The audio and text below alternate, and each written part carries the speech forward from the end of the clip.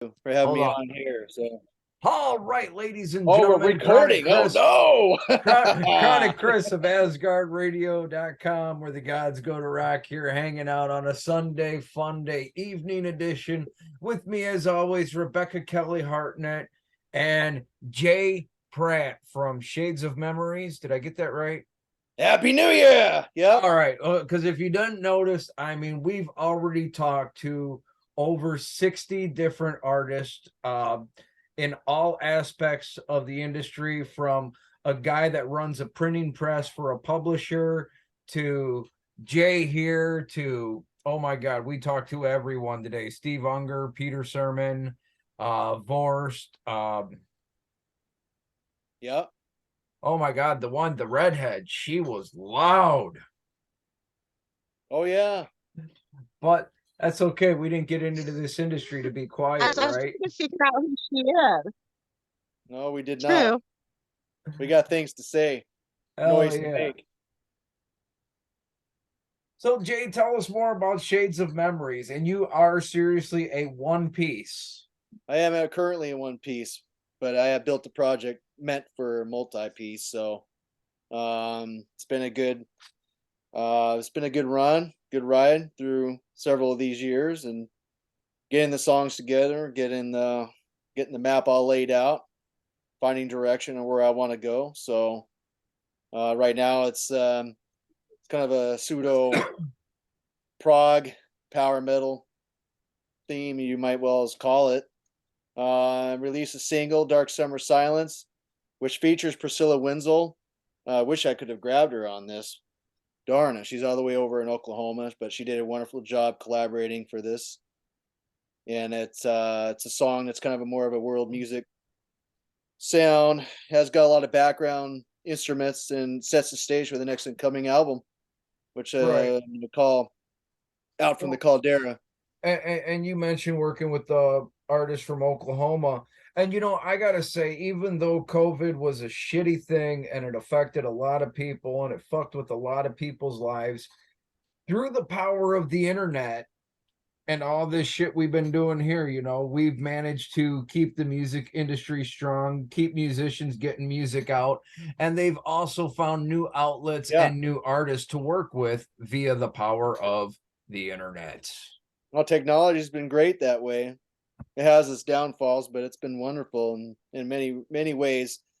I'd put a few ads up for a vocalist, wanted to work with somebody, preferably a female artist, to get that sound that I was hoping to go for. And um, I had a couple people that were interested in doing it. And then I ran into Priscilla Wenzel's page, and I sent her off the lyrics and the song, and she liked it. She rolled forward with it and sent me back the tracks that we just uploaded them to the workstation.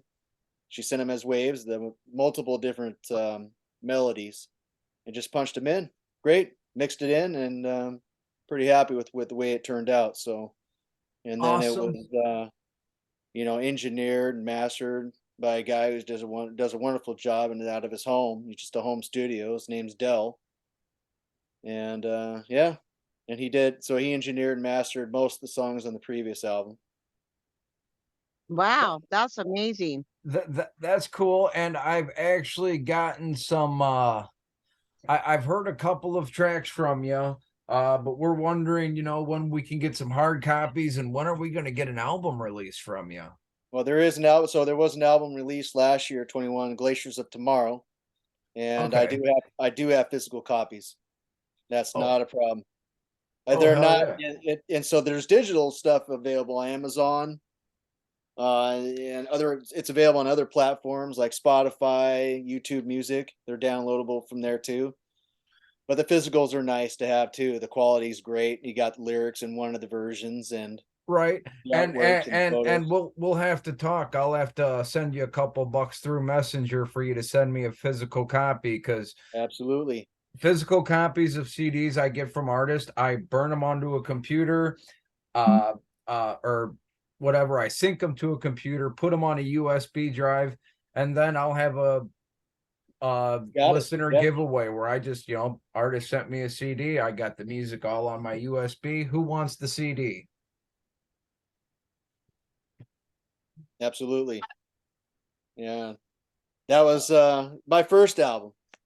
So it's a pretty good experience, learning experience, and how to go through the whole process of the writing, the recording, the engineering, the mastering, getting the artwork and in line, finding the right guys that want to do the work, and getting it up on CD baby, and going through the whole process. And there is a lot to it, you know.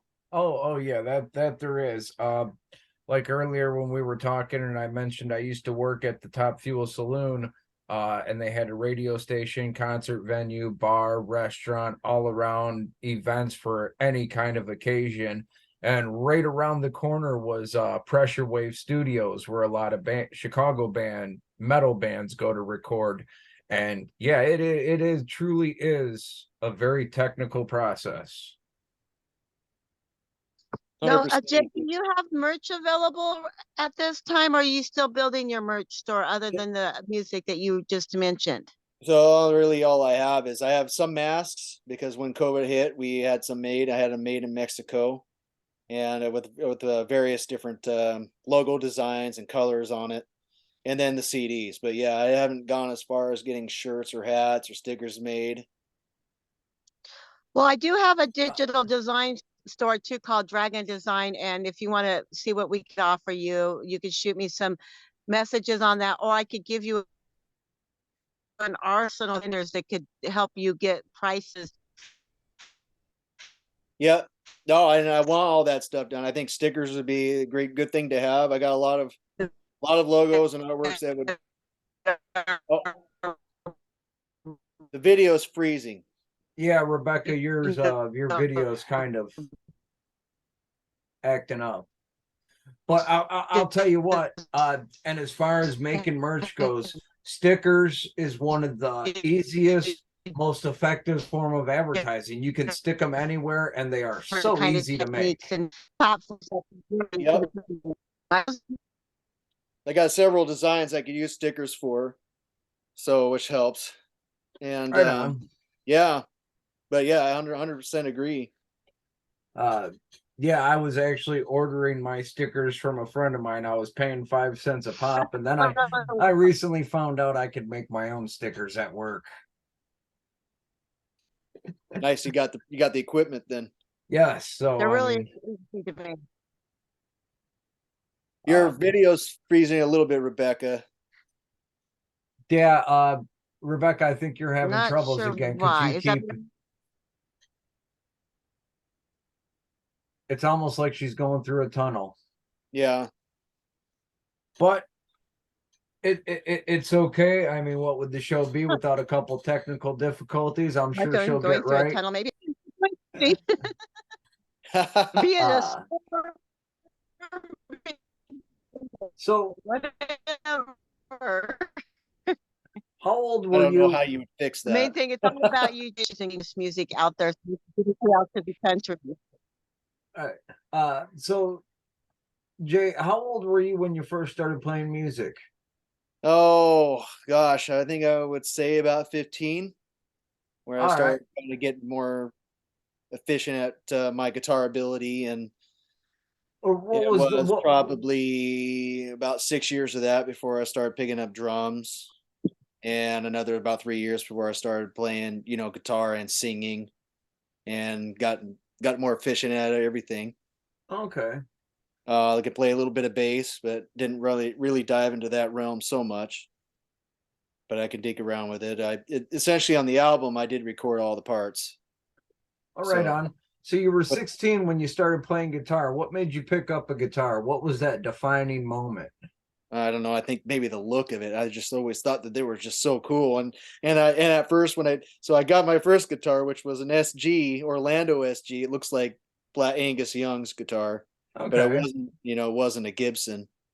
And when I pulled it out of the case, it just looked so rad. I just assumed it was gonna, when I strummed the strings, it would just sound like an electric, like distorted guitar. But what did I know? I was only like 8 years old, so you know. And then Right. they tried to get me guitar lessons, and I don't know. I guess it kind of felt weird having my grandpa take me into somewhere in hi ho music and PL to try to learn how to play, and it's like it just like, oh, you got to do this, you got to do that. And I'm like, and then so then I didn't want to play Twinkle Little Lamb and stuff or Twinkle Little Star or whatever. So the guitar sat in the closet and sat there for about 6 years until the next door neighbor got into it, and he got really good, and I was older. And then my brother got into it. I'm like, hey, wait a minute, I need to do something. I got my own guitar, so I pulled it out of the closet and I got lessons, and just I was more a self-taught guitar player. But Right. Well, and I've come to the conclusion because I've tried many lessons with many different people and I've watched many different people play. And granted, 3 years later, I still suck. I almost got 4 chords down, but the best way to learn is basically teach yourself, figure out the way you want to play that instrument, and then just do it your way. yeah, because it fits to your hands. Because you notice every single guitarist out there, from Dave Mustaine to Dimebag Darrell to fucking George Harrison, they all have their own distinctive, unique way of playing and their own distinctive, unique sound. Well, when I started getting really serious into it, those were the bands I was listening to. Right on. Iron Maiden, Megadeth, Metallica, and Megadeth were probably some of the first. And I got in more into Skid Row, and Pantera came out and stuff, and even then, some of the grunge got popular in Seattle. I got in Nirvana, although it wasn't the direction kind of I was really hoping to go, but I got into that sound too, and Soundgarden and Tool, and the list just goes on. But I just eventually started to just incorporate my own style. Right. Well, I and do a little it's legato. I do a lot of legato kind of arpeggiac kind of sounds, and that's what I've gotten good at. So right. And along with finding your style and sound, like you were talking, a lot of different influences. I like to listen to a lot of Leo Mariocelli, and he's from Frog Leap Studios out of Finland, and he takes any song you can find and makes it a metal cover. And a couple years ago, when the song WAP was really, really popular and everyone was listening to it, I still have never heard the original version, but I've heard the metal cover a couple of times. yeah, For my Asgard show, my intro is him doing a metal cover of the Muppets theme show. oh, that's got to be great. Yes, I mean, and like I say, as far as finding your sound and finding what you like, find artists you like, and feel free to make covers of their stuff the way you feel you want it done in your heart. Faith No More's War Pigs. Did you hear that version? Yes, Very well yes. done. I'm not big on many people covering Ozzy just because of his voice being as unique as it is, but they did an amazing job with War Pigs.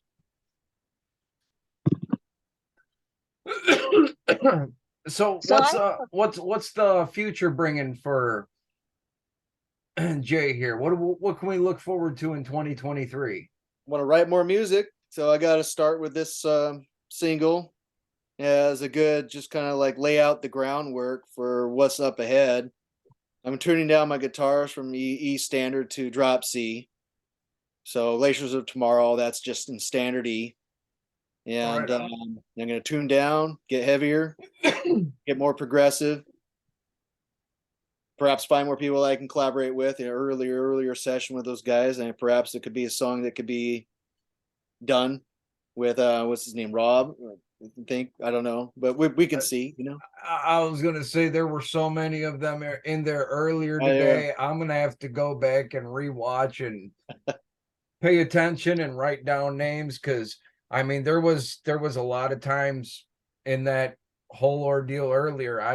Like I said, I was running 4 different monitors, 6 different programs, so I wasn't able to give 100% attention to everything. You did a great job, Chris, on that. That was a great feat. Congratulations on making your world record on the most That podcasts you've ever done recorded. That was yes, awesome. and I mean I've been around a place or two. I've seen a thing or two. I've done a thing or two. But 6 hours sitting here, that kind of got intense for a little bit. Yeah.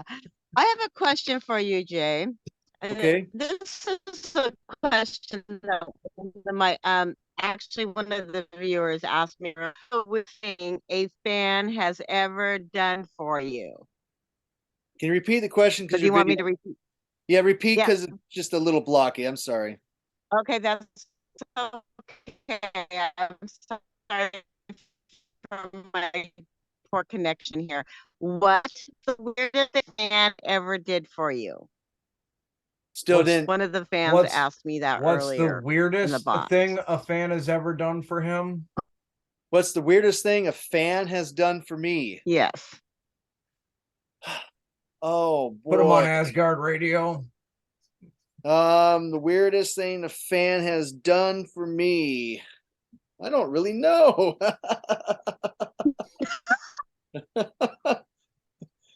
You know what? I don't know. That's got to be a Okay, question how from about someone that's done something weird. if you were a super okay, Probably if hit you were on a me. superhero, Probably hit on me. Ooh, good one. If you were a superhero, came on to you inappropriately. Yeah. If you were a superhero, what would be your power? It Your would be my superpower. if I oh okay. Um, If you you were a know, superhero, what would be your I'd probably just shoot electricity out of my hands, probably. no power of true face melting guitar solos. Well, of course, that's inclusive, right? Bad guys coming out and you just bust out a guitar and their face There, starts melting and take them in, I'll, Batman. You got there this is from a here. little bit of lightning. I think I have included in the video that I want to put out in 2023. It's I just need to get it all ready to go to have it promoted, but it's ready to go. There's lightning in it. Oh yeah. Any plans for any tours around the US at all? Yeah, that's in my hopes, but I think my honest goal is to find a lineup and go from there. As far as touring, I may hit a couple shows solo. I did play the Vessel last year, or earlier this year, excuse me. Well, I'm being asked to play the Vessel in February, but I haven't given a solid answer. But if I do, it's going to be solo. right. Well, like I said earlier, and I'll say it 100 million times, any bands that go on tour, if you're looking for a place to stay for the night, do some laundry, get a whole cooked meal, watch some cable TV without paying hotel fees, go to asgardradio.com, go to Asgard Connect, and we have a list of people all around the United States that we have, vetted and made sure that's not going to be some creepy weirdo we're sending you to hang out with for the night. But it's a place to give bands on tour a little bit of break from the financial stress that is paying for a hotel room, paying for your food, getting your laundry done, all that stuff that costs money. We got a whole network of people that'll let you crash for the night, let you get your laundry done, cook you dinner, let you get a good hot shower. The bed and breakfast. That sounds like a good idea. Bed and breakfast for rock stars. Yeah, I like that idea. That's a great job. And also, I'm trying to work on a network of nationwide mechanics, whether they be professional on the job or retired tinkering around in their garage, to where if a band breaks down or has trouble on their road, or their tour bus or their van that they're in needs an oil change or simple maintenance, we got a network of mechanics and people that can help them out on the road. It's all big plans for the next year, and hopefully we're going to get it all done. That's excellent. I like the sound of that. Now you're talking about being a solo artist, and Tony V's Garage in Everett does a Thursday night spotlight type thing for new musicians. So contact Marcus, or I'll give you the information later, how to book that show for yourself. They usually do them on Thursdays. Are these actual shows or are these just They're actual, jams? they're actual shows that Tony did. Tony himself puts together, and he gets a few of the new artists they haven't been spotlighted at, and he puts in a show. And Yeah. Yeah, I'd be interested in that. Sure. Also, if you do, and then, you know, and then decide there's you other get, podcasts I could get on. also, if you decide you got a good lineup and a good band to go on the road with, all of our DJs, we're all in different locations. Like Rebecca, she's up in Washington there. Jim's up in Northwest Indiana. Stacy's in Pennsylvania. April's in Florida. And everywhere we, have contacts with venues to get artists booked in venues. A lot of my places are up in Illinois, South Chicagoland, but hopefully in the next couple of months when I get a new vehicle, I'll be going down to Nashville a little bit more and hopefully start working with some venues down there. So where are you located? I am in Central City, Kentucky, literally the central city of a whole lot of nothing. I am an hour and a half from Nashville, an hour and a half from Evansville, Indiana, an hour and a half from Paducah, Kentucky, and an hour and a half from Louisville, Kentucky. Yeah, how are you liking it there? That fucking sucks. When we moved here, I thought it was really, really cool because it's the home of Ike Everly, the Everly brothers. And it's also the home of James Best, Sheriff Roscoe P. Coltrane from the Dukes of Hazzard. And they got all kinds of stuff. And they got like the Kentucky Bluegrass Picking Museum here and all that stuff. And their little town slogan is Central City, where the music never ends. Unfortunately, in Central City, it's got to be a specific kind of music for it to never end. And so far where I'm at, I haven't gotten very good reception just because I play a lot of more harder rock, more harder metal. I like my music loud and fast.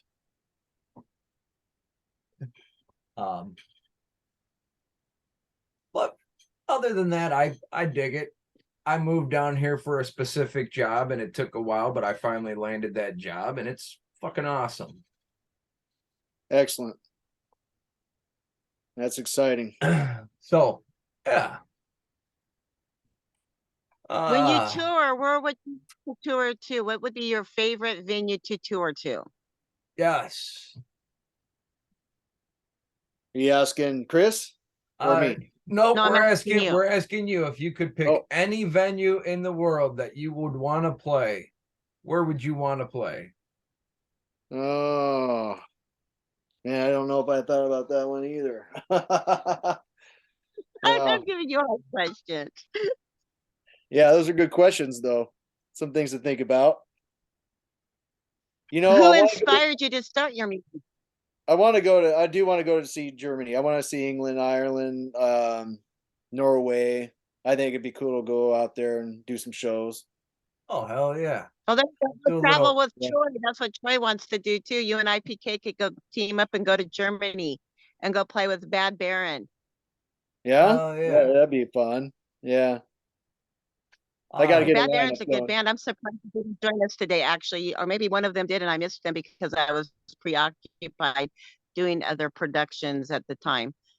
Yeah, and I don't know if we asked you earlier or not. If we did, we did. If we didn't, we're gonna ask again. If you could sit down and have dinner with anyone throughout history and just have a chat over dinner, who would you want to talk to? Oh, can I say Nikola Tesla? You can. He's fucking awesome, dude. He's a genius fucking mad scientist. I love that guy. Yeah, that was a good idea. I mean, so much technology we have today is because of him. Electricity, internet, telephone, radio communications. He's the guy that kind of made it happen. Yeah. Yeah. And he I could got say credit.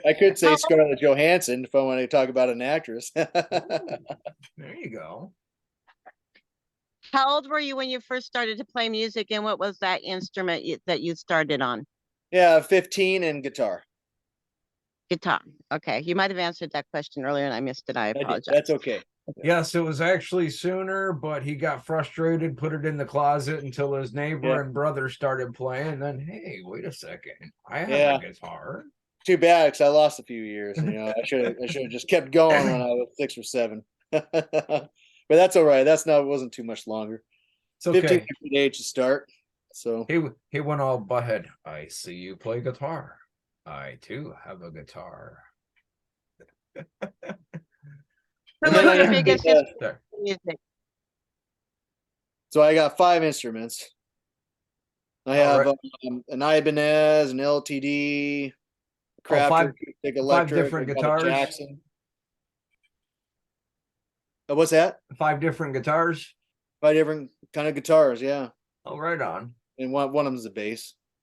Yeah, 5-piece Mapex drums, Rollins, recording equipment, crate, cabinets. Yeah, I've invested a little bit over the years. Right on. Oh yeah. It takes a while to build up the proper studio and the equipment. It's not if you want the good stuff, you want to pay the dollars and hold out for it and get the good stuff that'll last you for sure. I love Gibsons and Ebeneys. Those are really good guitars. Yes, I have 5 guitars and 2 basses, and one of the basses is a full upright. Wife told me one day, you know, you got all these guitars and you really can't play. You're not allowed to buy any more guitars. I said, okay. The next day I came home with the upright. What the hell is that? Well, it's not a guitar. Those uprights are pretty cool though. Oh yeah. Well, 3 cellos. Do you remember that project? Yes, 2 cellos. Is it 2 cellos? Yes, 2 cellos. and they did Thunderstruck and yeah, dude, those guys, oh my god, they were awesome as hell. Yeah, they rip. But I was watching a band called the Crank Daddies, and their bass player had an upright, and he was like literally dancing with it on stage. He'd flip it on its side and kind of jump up on it and like do like this kick flip off it. And I was like, dude, that's just wicked. I need an upright. So I called the buddy I knew that had an extra one, and he's like, oh yeah, you can have it. Knock yourself out. Now I just got to get it stringed up. He warned me when I bought it. He's like, now I'm going to warn you. This is going to be the most expensive set of guitar strings you ever buy. Okay, try me. $120 to string this thing up. Wow. It's a spectacular bass, so that's pretty awesome. Is it a cello or bass, right? You stand up white basses. It's a bass, but if you get a bow and play it with a bow, it becomes a cello. All depends on how you play it. So Jay, what is your favorite type of food to eat? You know, probably the enchiladas. Hell yeah. Yeah, enchiladas. Mexican food. Probably Mexican food, yeah. I like carne asada is pretty good. That's been growing on me. And I can't seem to turn down spaghetti or lasagna or fettuccine alfredo. But you can only choose one, right? So now let me ask you this. Have you ever been down to Mexico? Oh yeah, I took several trips over the last couple of years.